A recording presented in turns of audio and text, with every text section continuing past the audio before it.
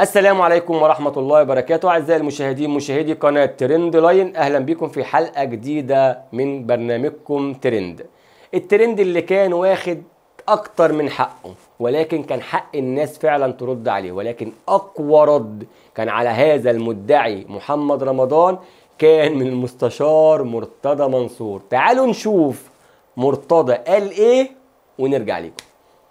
لا الصور دي بتاعت محمد رمضان بجد، اللي هو ترتر وقميص نوم وبدة رأس بالظبط.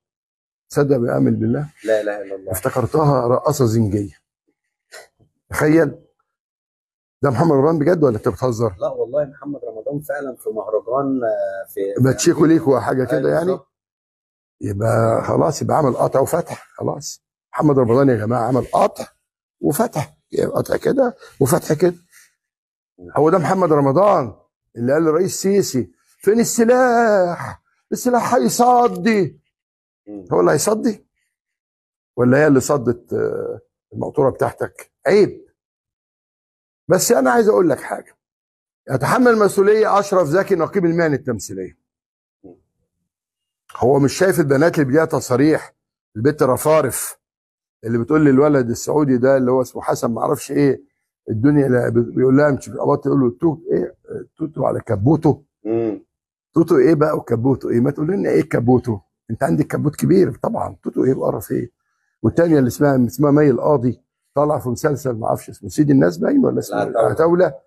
ايه الخرا ده؟ انت عارف الرفارف يعني ايه؟ يبقى كبرت اللي ورا. اوسع حاجه عندك. والثانيه انا مي القاضي بتعمل ايه؟ المخرج الجميل احمد خالد، اسمه احمد خالد، يجيب من هنا وبعدين من هنا. عايزين تتكلموا عن ريري؟ لا هي ريري خلاص بقت ريري. ما هنقول اسمه دلوقتي، بس انا يعني خجلان اقول اسمه محمد صراحه. وطلع بقى قال يا جماعه كنت بقدر دور وطني قومي عظيم عظيم. يا ايه يا ليف؟ قلت له عايز ليفه عشان هو جربان وجربوع وعايز يمسح المؤخره بالليفه، وانت ما عادش عندك الا المؤخره دلوقتي لان المقدمه باظت. لا عارفين هي كده ولا كده، فانت عايز المؤخره البتاع تنظف المؤخره. باظت المقدمه خلاص يا ابني، ما عندكش الا الشكمان. ده انا هربيك. شفنا قد ايه تعليق المستشار مرتضى منصور زي ما بيقولوا كده في الكوره في منتصف الجبهه. رد هو عارف ان هو محمد رمضان وعارف ان هو مش ذكاء اصطناعي وكل حاجه، ولكن قال له انا افتكرتها رقاصه زنجيه.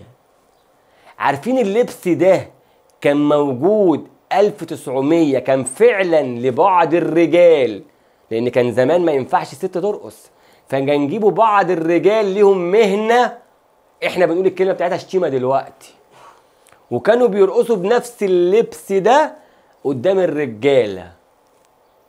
فالمهنه عادت تاني، ولكن دي المهنه. بل هل المهنه دي ليها طقوس؟ اللبس اللي كان لابسه هذا المدعي لبس طقوس الشيطان. لو شفنا الفيديو اللي قبل الحفله اللي عملها هذا الشخص، جايب بطيخه وقسمها نصين وجاب السكينه ورماها في النص التاني زي ما كانه صاروخ بينزل، وعمل حركه الماسونيه اللي بيعملها دايما. قلتها من 2017 ان اللي بيطلع ترندي جامد قوي ويبقى ليه ضجه جامده قوي ودايما يقول على نفسه نمبر 1، ليه؟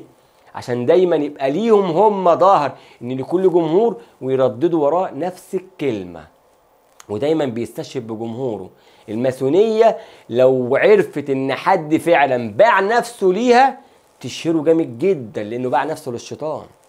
الطقوس اللي كان لابسها محمد رمضان في هذه الحفله هي طقوس شيطانيه، وهو عارف ان هو هيستهزأ وعارف انه هيترد عليه وعارف الناس هتكرهه، ولكن هو بينفذ الطقوس كما انزلت. وشوفوا الفيديو قبل الحفله، الرمز اللي كنا بنرمزه لما كنا بنحط علم في فلسطين كان بيتعمل لنا حظر، فكنا بنرمز بالبطيخه لانها تحتوي على كل الوان علم فلسطين.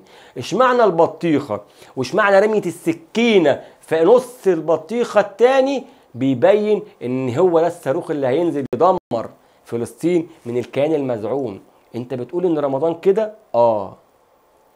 محمد رمضان يضحك على الناس في رمضان اللي فات وعمل لهم مدفع رمضان وان هو بيعمل اعمال خير. انا قلت ان الفلوس دي حرام، وقلت ان الفلوس دي اصلا جايه من ناس بتدفع حق رسايل.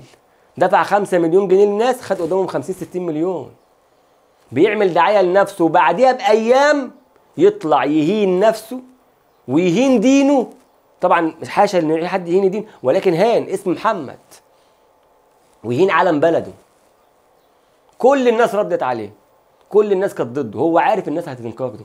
مش ده اللي طلع وقال لك فين الجيش المصري عشان يروح يحرر، وبعديها بايام عمل اعلان كوكاكولا المنتجات المقاطعه. ده بيعمل الشيء وضده. هو عارف هو بيعمل ايه، بيعمل الاجنده اللي هي بتقول له اعملها. لو نفتكر مايكل جاكسون والشهره اللي كان واخدها، ولما اسلم وفضح الكيان الماسوني قتلوه، وجنازته ما كانش حد ماشي فيها. مايكل جاكسون اللي كان في يوم من الايام نسي ياتي القميص متنيه، تاني يوم بقت موضه في امريكا كلها، بل في العالم كله، ان مايكل جاكسون نسي ياتي القميص متنيه، قال لك دي موضه. هل مايكل جاكسون يموت ويدفن سكتي؟ لان هم غضبوا عليه.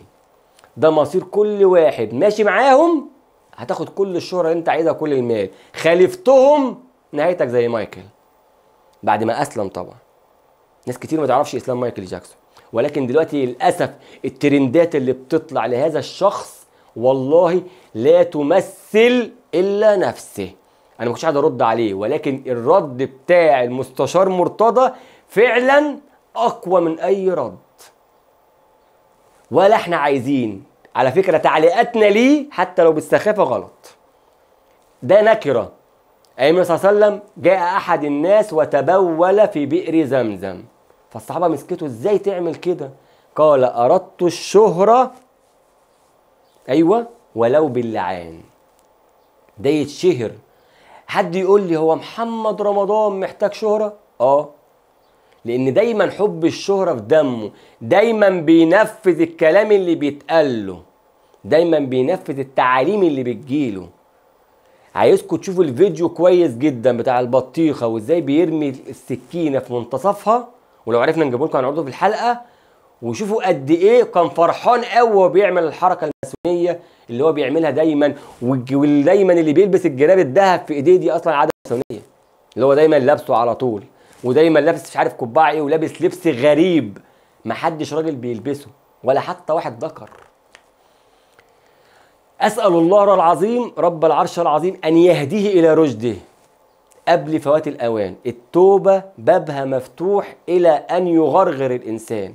فاحنا من هنا من قناه ترند بنسال ربنا عز وجل ان يهديه لنفسه، لان هدايه شخص زي ده ممكن تكون سبب هدايه ناس كتير. شباب كتير قوي للأسف الشديد ما عندهاش أي حاجة وأي وعي حتى في الدين، وممكن ما يعرفش أركان الإسلام، ولكن بيحفظ أغاني هذا الشخص. بشكرك من هنا يا أستاذ المستشار مرتضى منصور على هذا الرد القوي اللي فعلا في منتصف الجبهة. أنت راجل بتاع كورة فأكيد أنت عارف جبتها صح إزاي. أشوفكم على خير إن شاء الله في حلقة جديدة من برنامجكم ترند. كان معكم مازن يسري، في أمان الله.